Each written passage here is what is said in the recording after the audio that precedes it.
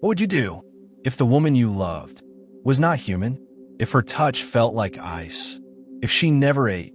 And if one night you realized he wasn't even breathing? This is the story of Manoj, a simple man who brought home a stranger and invited something ancient into his life. Manoj was not a clever man. He was a simple chap. His parents had grown old.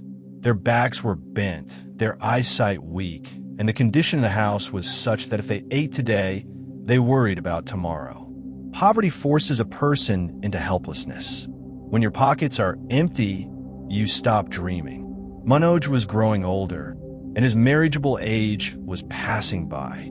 The villagers taunted him. How long will you serve your old parents alone? Won't you bring a wife to take care of the house? But what could Manoj do?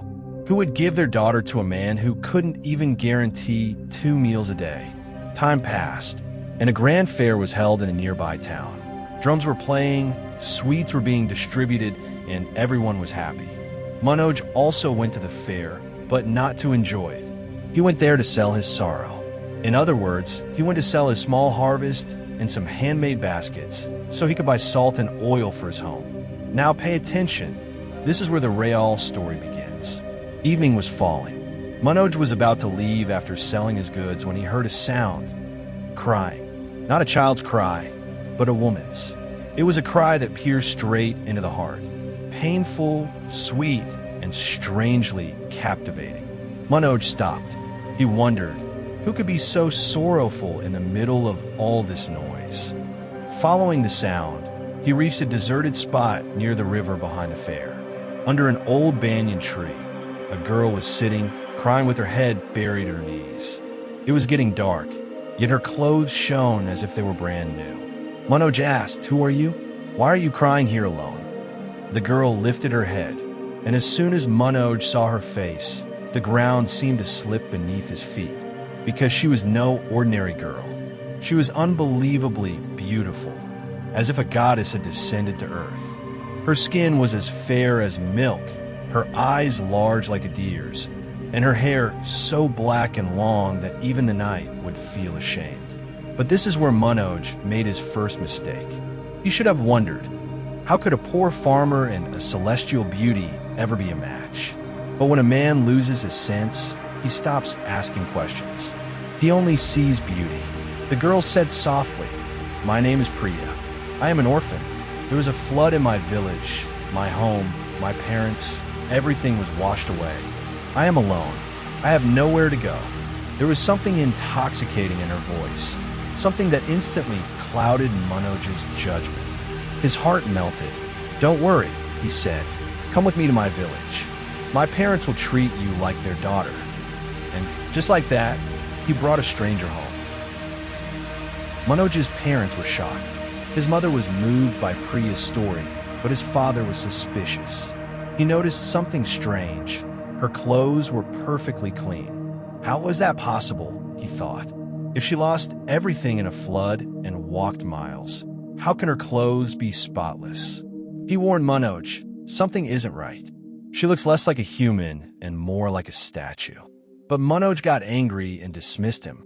Soon, under social pressure, Manoj married Priya. After the marriage, everything changed. The family's poverty began to disappear. Crops flourished, cows started giving milk again, and the house prospered. Everyone was happy.